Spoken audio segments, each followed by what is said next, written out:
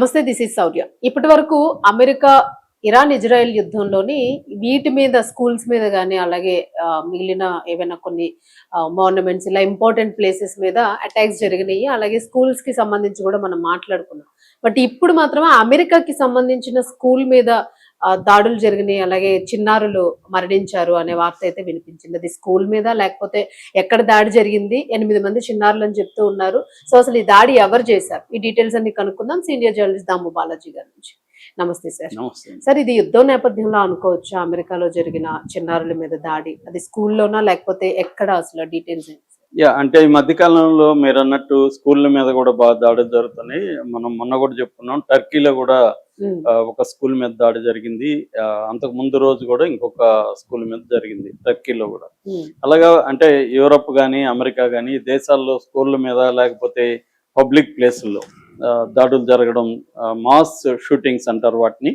So mass killings అనేవి సాధారణం. అయితే ఇప్పుడు నేను చెప్పబోయే స్టోరీ స్కూళ్ళ మీద కాదు, ఇదొక విచిత్రమైన స్టోరీ. దీంట్లో 8 మంది పిల్లలు, చిన్న పిల్లలు, 3 ఏళ్ల నుంచి 11 ఏళ్ల వరకు ఉన్న చిన్న పిల్లలు చనిపోయారు. చంపిన వ్యక్తి పేరు షమర్ ఎల్కిన్స్. ఇతనికి 31 ఇయర్స్. ఇతను మొన్న సండే మార్నింగ్ 5:30కి మార్నింగ్ లేచి నిద్రపోతున్న తన పిల్లలే, 7 మంది పిల్లలు ఇతనికి, నిద్రపోతున్న తన పిల్లలు, ఆ 7 మంది ఒకే దగ్గర లేరు. 2 భార్యలు ఉన్నారు అతనికి. ఎక్స్ వైఫ్ కి కొంతమంది పిల్లలు ఉన్నారు, ప్రజెంట్ వైఫ్ కి షరీక్ పుగ్ అంటారు ఆమెని, ప్రజెంట్ వైఫ్ కి కొంతమంది పిల్లలు ఉన్నారు. ఈయన ఇప్పుడు ప్రజెంట్ వైఫ్ తో ఉంటున్నాడు. ఇంట్లో పడుకొని ఉన్న పిల్లల్ని లేచి ఇతను కాల్ చేశాడు. దాంతో మిగతా పిల్లలు ఫస్ట్ ఫైర్ అవగానే మిగతా పిల్లలు మేలుకుంటారు కదా, పెద్ద పిల్లలు, వాళ్ళు లేచి కక్కావికలమై పరిగెత్తుంటూ వాళ్ళంతా ఇంట్లో చేజ్ చేసి తరిమాడు. వాళ్ళని కాల్చాడు. భార్య అడ్డొచ్చేసరికి భార్యని కూడా కాల్చాడు. సో అక్కడి నుంచి మళ్ళీ ఎవరిదో వెహికల్ తీసుకొని అక్కడి నుంచి మళ్ళీ వీళ్ళ ఎక్స్ వైపు ఇంటికి వెళ్ళాడు. అక్కడ పోయి వాళ్ళని కాల్చాడు. సో భార్య కాల్చాడు. పిల్లలు, ఒక బాబు అయితే పైకి రూప్ ఎక్కేశాడు భయపడి, అక్కడి నుంచి కింద పడి అబ్బాయి చనిపోయాడు పిల్లవాడు. ఇంకొక పిల్లవాడు కూడా పరిగెత్తి ఎక్కడో అతను యాక్సిడెంటల్ గా చనిపోయాడు. అలాగే మొత్తం 10 మంది మీద ఇతను ఫైర్ ఓపెన్ చేశాడు. 2 భార్యల మీద, అడ్డొచ్చిన వాళ్ళ మీద అంతా ఫైర్ ఓపెన్ చేశాడు. 10 మందిలో 8 మంది ఇప్పుడు చనిపోయారు. అందులో 7 మంది ఇతని సొంత పిల్లలు, ఒక్కరు మాత్రం వీళ్ళ బామర్ది బాబు కొడుకు, ఆయన కూడా చనిపోయారు. ఆయన చనిపోలేదు, పిల్లలు మాత్రమే చనిపోయారు. భార్యలిద్దరు కూడా సివియర్ గా గాయపడి హాస్పిటల్లో ఉన్నారు. ఇంకొక 2-3 కూడా గాయపడి హాస్పిటల్లో ఉన్నారు. దాని తర్వాత ఇతను ఎవరినో ఈ కారు పక్కన పెట్టేసి ఇంకెవరో కారు వెళ్తుంటే వాళ్ళని గన్ను చూపించి బెదిరించి వాళ్ళని దించేసి ఆ కారులో వెళ్ళాడు. ఈ లోపల పోలీసులు వచ్చి అతన్ని చేజ్ చేశారు. ఆ చేజింగ్ లో అతను చనిపోయారు. అంటే పోలీసులు కాల్పుల్లో చనిపోయారా లేకపోతే అతను కాల్చుకొని చనిపోయాడు అనేది ఇంకా క్లారిటీ రాలేదు. ఇది ఇప్పుడు ఒక దిగ్భ్రాంతికరంగా, ఇదంతా జరిగింది లూజియానాలో స్రెవే పోర్ట్ అని ఉంది. ఆ స్రెవే పోర్ట్ ఎల్ఏ అంటారు, అక్కడ జరిగిన సంఘటన. సో ఇతను ఎవరు, అసలు ఎందుకు చంపాడు, ఇతని బ్యాక్గ్రౌండ్ ఏంటి, ఈ విషయాలు చాలా అవసరం. ఎందుకంటే మనకు కూడా ఈ మధ్య పిల్లల్ని తల్లిదండ్రుల్ని చంపేసే కేసులు మనకు కూడా పెరుగుతున్నాయి. రకరకాలుగా మనం చాలా కేసులు చెప్పుకుంటున్నాము. సో ఇదేదో అమెరికాలోనే జరగడం కాదు, ఇండియాలో కూడా పెరుగుతున్నాయి ఇలాంటి కేసులు. సో ఇతను ఎందుకు చంపేశాడు ఏంటన్నప్పుడు, ఇతను బ్యాక్గ్రౌండ్ చూసుకున్నప్పుడు వీళ్ళ అమ్మ నాన్నతో కూడా మీడియా మాట్లాడారు. అంటే నాన్న లేడు, నాన్న స్టెప్ ఫాదర్ ఉన్నాడు. అక్కడ అమెరికాలో విడాకులు కామనే కాబట్టి స్టెప్ ఫాదర్లు స్టెప్ మదర్లు ఎక్కువ ఉంటారు. అలాగా వాళ్ళేమో ఒక్లహామాలో ఉంటారు. వాళ్ళిద్దరితో కూడా ఇతను టచ్లో ఉన్నాడు. అయితే చిన్నప్పుడు ఇతను టీనేజ్లో ఉన్నప్పుడు కొకైన్కి అలవాటు పడ్డాడు. కొకైన్కి అలవాటు పడినప్పుడు వీళ్ళమ్మ అతను వదిలేసింది, దూరం వదిలేసి వెళ్ళిపోయింది.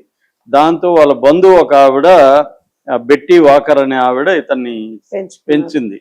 అప్పటి నుంచి కూడా ఇతను డిఫికల్ట్ అడల్ట్హుడ్ అని చెప్పొచ్చు. టీనేజ్ అంతా కూడా డిఫికల్ట్, అంటే కొకైన్ అలవాటు, మళ్ళీ దాని నుంచి బయటపడడానికి వీళ్ళు ట్రై చేయడం, అలాగా గడిచింది.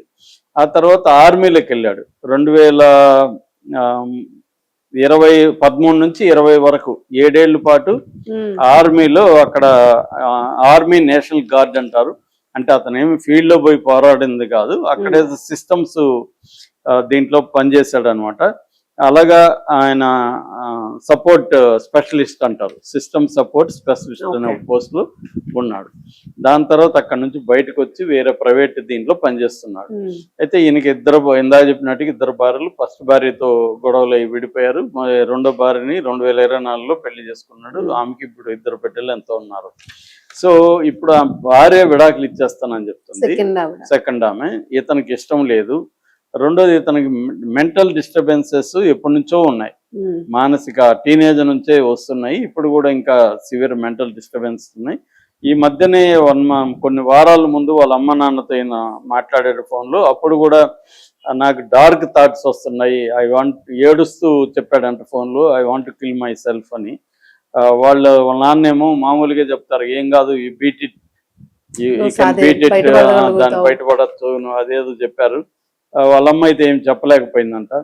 సో ఆ తర్వాత మనవరాల్ని హాయ్ చెప్పినానని చెప్పంటే వాళ్ళు మళ్ళీ మీ గ్రాండ్ పేరెంట్స్ మీకు హాయ్ చెప్పారని వీళ్ళకి కూడా చెప్పాడంట. కోర్టు కేసు కూడా నడుస్తుంది భార్యది. కోర్టు వాయిదా కూడా రేపు వాయిదా ఉంది, యాక్చువల్ నిన్న వాయిదా ఉంది. సో దాంతో ఇతను బాగా ఫ్రస్ట్రేషన్ గురయ్యాడు. ఆ మధ్య 1.5 వీక్ మెంటల్ హాస్పిటల్లో కూడా ఇతను ఉండొచ్చాడు. అక్కడ కొంత ట్రీట్మెంట్ తీసుకున్నాడు. సో ఇతనికి ఏంటంటే చనిపోవాలనే కోరిక ఎప్పటి నుంచో ఉంది. ఫేస్బుక్ లో కూడా ఆ మధ్య dear God today I ask you to help me God my mind and my emotions అని ఒక పోస్ట్ కూడా పెట్టాడు. అంటే దీని ఏమంటారు, సూయిసైడ్ ఐడియేషన్ అంటారు. సూయిసైడ్ చేసుకోవాలనే ఇది ఎప్పటి నుంచో ఉంది, దాన్ని ఎక్స్ప్రెస్ చేస్తున్నాడు. హాస్పిటల్కి కూడా వెళ్ళొచ్చాడు.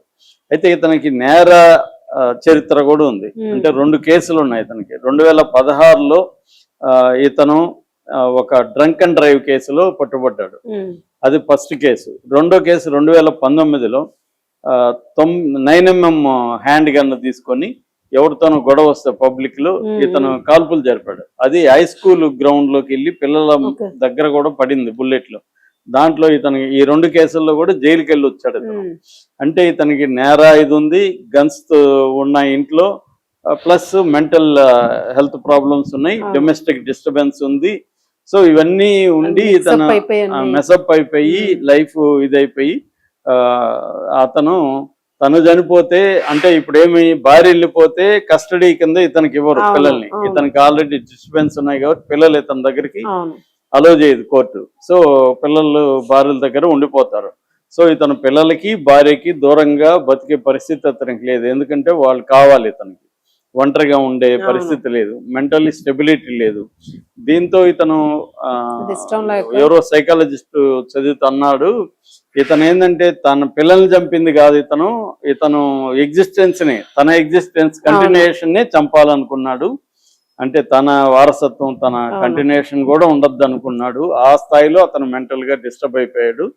వాళ్ళ ఫ్రెండ్ కూడా ఫోన్ చేశాడంట. ఇంకోటి చెప్తున్నారు, ఇతని మెంటల్ కండిషన్ గురించి పనిచేసే ఒక అతను చెప్పాడు, ఇతనికి జుట్టు పీక్కునే అలవాటు ఉందంట. అంటే స్ట్రెస్ ఎక్కువైపోయినప్పుడు అక్కడ బాల్డ్ వచ్చేసిందంట, పీకి మొత్తం ఇంత ప్యాచ్ బాల్డ్ వచ్చేసిందంట. అంటే రోజంతా పీక్కుంటుండేవాడంట, స్ట్రెస్ గా ఫీల్ అయ్యేవాడంట. సో అంటే ఇక్కడ ప్రాబ్లం ఏంటంటే అమెరికాలో మన వాళ్ళు కూడా ఇక్కడ కూడా ఉండొచ్చు, కానీ వాళ్ళ దగ్గర మారణాయుధాలు ఉండవు ఇక్కడ. రెండోది మెంటల్ హెల్త్ ఇష్యూస్ ఉన్న వాళ్ళందరూ ఏమి వైలెన్స్ లేక వెళ్ళరు. కానీ ఇక్కడ ఏమవుతుందంటే అమెరికాలో ఉండే ప్రాబ్లం అంటే 100 మందికి 125 గన్స్ ఉంటాయి అక్కడ. అంటే ప్రతి ఒక్కడికి ఉండడమే కాకుండా 1.5 గన్ను ప్రతి ఒక్కరి దగ్గర ఉన్నట్టు అనమాట. అంటే చాలా మంది దగ్గర 5 గన్లు 6 గన్లు కూడా ఉంటాయి ఇండ్లలో. సో గన్స్ పెట్టుకోవడం అనేది రెగ్యులర్ కల్చర్. మనం అమెరికన్ సినిమాల్లో కూడా చూస్తుంటాం, వాళ్ళు ఏదో మనం వెళ్ళి పెన్ను పేపర్ కొనుక్కున్నట్టు వాళ్ళు గన్స్ కొనుక్కొని వస్తుంటారు. గన్స్ బుల్లెట్స్ షాప్కి వెళ్ళి ఐడి చూపించేసి గన్ను తెచ్చుకుంటుంటారు. అలాగా వాళ్ళకి విచ్చలవిడిగా గన్ కల్చర్ అనేది ఉంది. అంటే ఇట్లాంటి మెంటల్ హెల్త్ డిస్టర్బెన్స్ ఉండి ఆల్రెడీ గన్ ఫైరింగ్ జరిగినప్పుడు అతన్ని గన్స్ నుంచి దూరం చేసి ఉండాలి, లైసెన్స్ క్యాన్సిల్ చేసి ఇంట్లో గన్స్ ని పోలీసులు స్వాధీనం చేసుకో ఉండాలి. స్వాధీనం చేసుకుంటే కూడా కత్తులతో చంపుండొచ్చు, అది వేరే విషయం. ఏదో ఒక రకంగా కానీ ఎక్కువ చంపాలనుకుంటే వైలెన్స్ అనేది 70% వైలెన్స్ అనేది గన్స్ తోనే జరుగుతుంది అమెరికా. ఈజీ అయిపోతుంది అంటే కదా వాడికి సార్. ఈజీగా ఉంటది, గన్ ఉంటది. ఇప్పుడు నిద్రపోతున్నారు పిల్లలు అవును. చంపడం ఏముంది, గన్స్ తీసుకెళ్లి అవును. ఈజీగా పరిగెడుతూనే షూట్ కత్తి అనేది ఇంకొంత దగ్గరగా ఇంటిమేట్ వైలెన్స్ కాబట్టి కొంతమంది చేయలేకపోతారు. గన్స్ అనేది కొద్దిగా నీకు డిస్టెన్స్ ఉంటది, నువ్వు పోయి వాళ్ళని ఏమి కొయ్యాల్సిన లేదు, ఫైట్ చేస్తే చాలు. సో అలాగా ఇతను చేశాడు. ఇతనికి చెప్తున్నది ఏమంటే మేజర్ డిప్రెసివ్ డిజార్డర్ అంటారు, ఎండిడి అంటారు. ఇది ఉందనేది సైకాలజిస్టులు చెప్తున్నారు. ఇది కానీ కొంత ట్రీట్ చేసి ఇతనికి గన్స్ ఇవన్నీ లేకుండా చేసి ఉంటే ఇంత ఘోరం జరిగేది కాదు అంటున్నారు. మామూలుగా ఇది ఏంటంటే పెటర్నల్ ఫ్యామిలియల్ సూసైడ్ అని పిలుస్తారు. అంటే తను ఫ్యామిలీని చంపి తను చనిపోవడం అన్న కల్చర్ ఎక్కువ మందిలో ఉంటుంది. 50% తను సూసైడ్ చేసుకోవాలనుకున్న వాళ్ళే ఇది చేస్తారన్నమాట.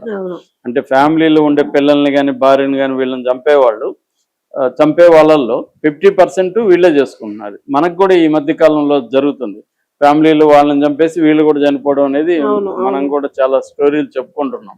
అంటే ఇక్కడ కూడా mental stress, mental health issues అనేవి బాగా పెరుగుతున్నాయి. దీనికి తోడు ఎకనామిక్ స్ట్రెస్, అంటే ఆర్థిక లాసులు రావడం, లేకపోతే దాన్ని రావడం. రెండోది డొమెస్టిక్ డిస్టర్బెన్స్లు కూడా, ఎందుకంటే స్త్రీలు కూడా కొంత అసెప్టివ్గా మారుతున్నారు. సో భర్తల్ని ప్రశ్నిస్తున్నారు, లేకపోతే భర్తలతో వాళ్ళైతే విడిపోతున్నారు, లేకపోతే అఫైర్స్ పెట్టుకుంటున్నారు. డామినేషన్ అనేది కూడా కొంత ఇదవుతుంది. సో ఇక్కడ కూడా అదే, భార్య తన్ని ధిక్కరించడం, విడాకులు ఇవ్వడానికి రెడీ అయిపోవడం, ఆల్రెడీ ఒక భార్య విడిపోవడం, దాంతో అతని మీద బాగా స్ట్రెస్ పెరిగింది. దీని నుంచి తను పోతే తనకు దక్కకుండా ఆమెకి పిల్లలు దక్కకూడదు అన్న పద్ధతిలో పిల్లల్ని కూడా చంపేద్దాం అన్న దీంట్లోకి వెళ్ళిపోయాడు.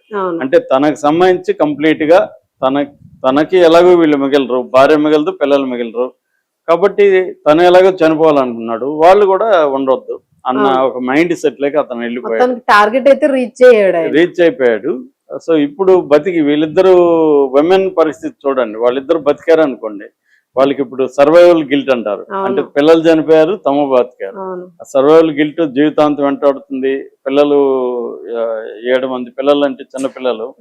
సో వాళ్ళ బతుకు దుర్భరంగా మారిపోతుంది. వాళ్ళు ఇంకా మెంటల్ హాస్పిటల్లో ఉండాల్సిన పరిస్థితి. అందుకని మనకు అమెరికాలో విపరీతంగా ఈ మెంటల్ హెల్త్ ఫెసిలిటీస్ ఇవన్నీ ఎందుకు ఉంటాయంటే వాళ్ళకి ఫిజికల్ అంటే పేదరికం అవి లేనప్పుడు ఎక్కువగా మెంటల్ హెల్త్ ఇష్యూస్. ఇక్కడ ఏంటంటే ముందు సర్వైవల్ ఎగ్జిస్టెన్స్ ఇక్కడ ఉంటది కాబట్టి మెంటల్ హెల్త్ ఇష్యూస్ అనేవి పెద్దగా మన వాళ్ళు పట్టించుకోరు. ఇక్కడ కూడా చాలా ఉన్నాయి. అన్ట్రీటెడ్ మెంటల్ హెల్త్ అనేది మనకు కూడా మేజర్ ప్రాబ్లం. చాలా సార్లు సింపుల్ గా రెగ్యులర్ గా సైకాలజిస్ట్ దగ్గరికి వెళ్తే వాళ్ళ సమస్యలు సాల్వ్ అవుతాయి, కానీ మనకు కూడా ఇక్కడ వెళ్ళట్లేదు. సో ఇది కూడా అంతే, ఇతను అన్ట్రీటెడ్ మెంటల్ హెల్త్ ప్రాబ్లమ్స్ ఉన్నాయి, దాంతో పాటు గన్స్ ఉన్నాయి తన దగ్గర. ఈ రెండు దీంతో లేతల్ కాంబినేషన్ ఇది 7 మంది పిల్లలు, మొత్తం 8 మంది పిల్లలు భవిష్యత్తు ఒక అర్లీ మార్నింగ్ మర్డర్ అయిపోయింది. సార్ ఇంచుమించుగా ఇది 1.5 hour 2 hours పట్టే ఉంటుంది కదా, సేపు కూడా ఈ క్రిమినల్ మైండ్ సెట్ తోనే ఉన్నాడు ఆయన. అంతే, ఒకసారి డిసైడ్ అయిపోతే దాన్ని సాధించే వరకు వదలరు. Thank you.